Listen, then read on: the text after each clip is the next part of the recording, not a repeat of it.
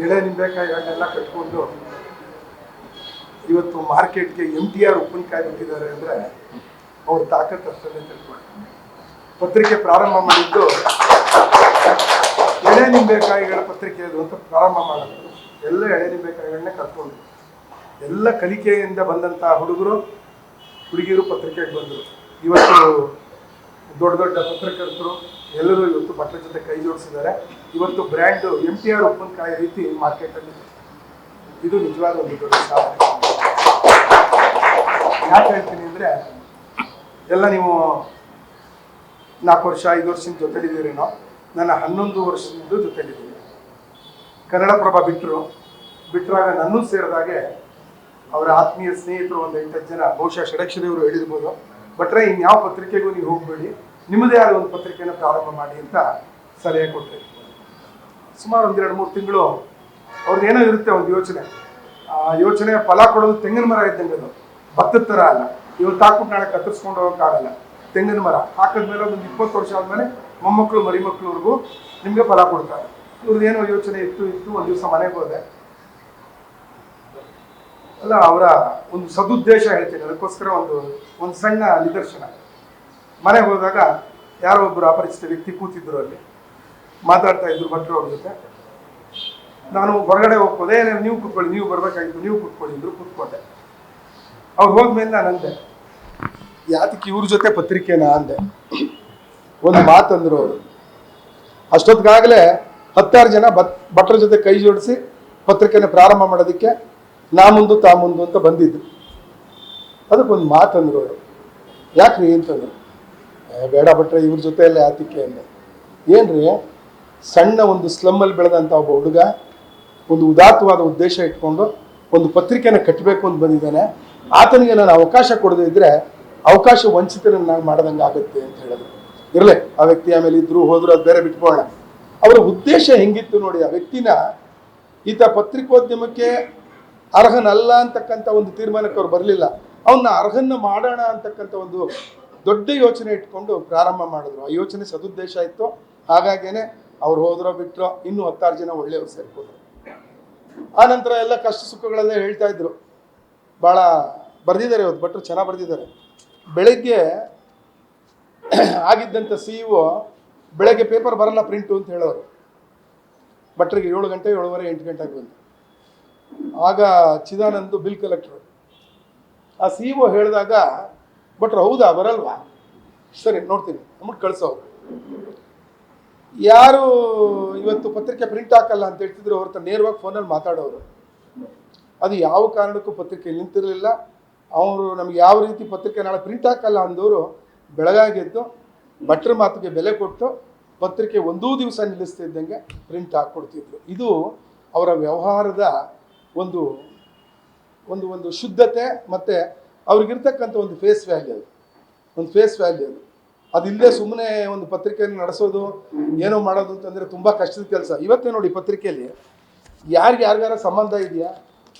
ಒಬ್ರಿಗೂ ಸಂಬಂಧ ಇಲ್ಲಪ್ಪ.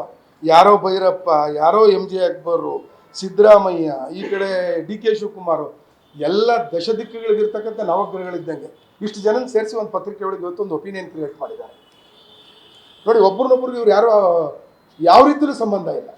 ಇದರ ಷಡಚರರು ಅಕ್ಬರ್ ಅವ್ರದ್ದೇ ಒಂದು ಚಿಂತನೆ, ನಮ್ಮ ಭೈರಪ್ಪನವ್ರದ್ದೇ ಒಂದು ಚಿಂತನೆ, ಸಿದ್ದರಾಮಯ್ಯಂದೇ ಒಂದು ಚಿಂತನೆ, DK ಶಿವಕುಮಾರ್ದೇ ಒಂದು ಚಿಂತನೆ. ಈ ಸಂಬಂಧ ಇದೆಯಲ್ಲ, ಈ ಸಂಬಂಧಗಳನ್ನ ಇಟ್ಕೊಂಡು ಪತ್ರಿಕೆ ಮಾಡ್ತಕ್ಕಂಥದ್ದು ಭಾಳ ಕಷ್ಟ. ಅದರಲ್ಲಿ ಬಹುಶಃ ಯಶಸ್ವಿ ಆಗಿರ್ತಕ್ಕಂಥ ಪತ್ರಕರ್ತ ಅಂದರೆ ಅದು ವಿಶ್ವೇಶ್ವರ ಭಟ್ ಒಬ್ಬರೇ.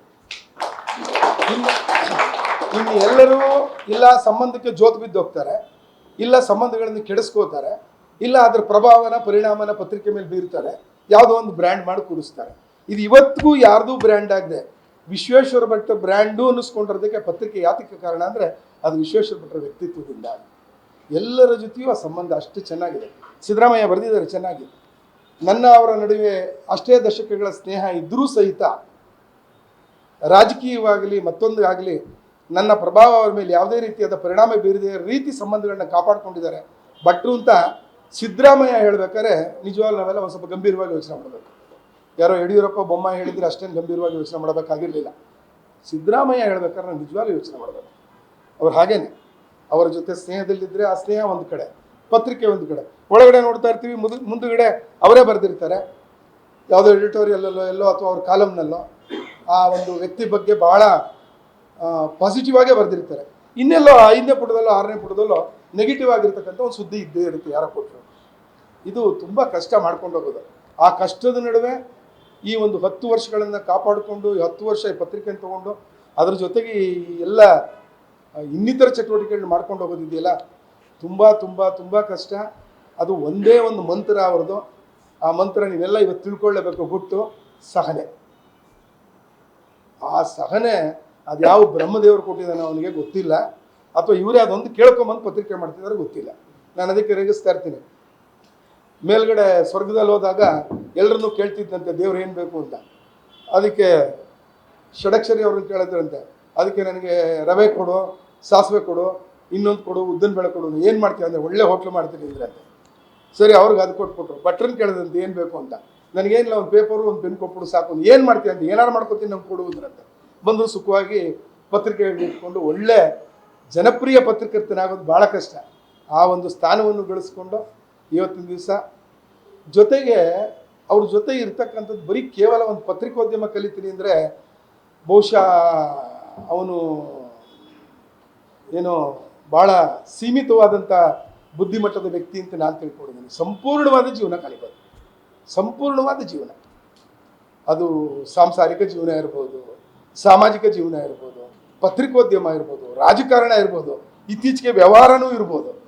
ಈಗ ಹೇಳ್ತಾರೆ, ಈಗ 1 ರೂಪಾಯಿ ಹಾಕಿದ್ರೆ 2 ರೂಪಾಯಿ ಬರುತ್ತೋ 3 ರೂಪಾಯಿ ಬರುತ್ತೋ ಕೇಳ್ತಾರೆ. ಈಗ ಕೇಳ್ತಿರಲ್ಲ, ಮೊದಲು. ಈಗ ಕಲ್ತಿದ್ದಾರೆ ಅದನ್ನು.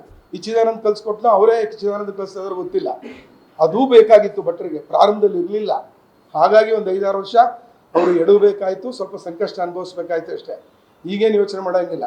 ಬೇಕಾದ್ರೆ ಅದ್ರ ಬಗ್ಗೆ ಒಂದು ಪುಸ್ತಕ ಬರೀತಾರೆ, ಪತ್ರಿಕೆಯಿಂದ ಹಣ ಮಾಡುವುದು ಹೇಗೆ, ಖಂಡಿತ ಬರೀತಾರೆ ಭಟ್ರು. ಯಾಕೆ ಹೇಳ್ತೀನಿ ಇದನ್ನಂದರೆ, ಯಾವುದೇ ವಿಷಯ ಇರಲಿ, ಆ ವಿಷಯದ ಬಗ್ಗೆ ಆ ತನ್ಮಯತೆ, ಆ ಒಂದು ತಪಸ್ಸಿದೆಯಲ್ಲ, ಅದು ತುಂಬ ಕಷ್ಟ. ನೋಡಿ, ಅದು ಯಾವುದೋ ಡ್ರೋನ್ ಇಟ್ಕೊಂಡ್ರು, 100 ಜನಕ್ಕೆ ಹುಚ್ಚಿಡಿಸ್ಬಿಟ್ರು ಆ ಡ್ರೋನ್ನಿಗ.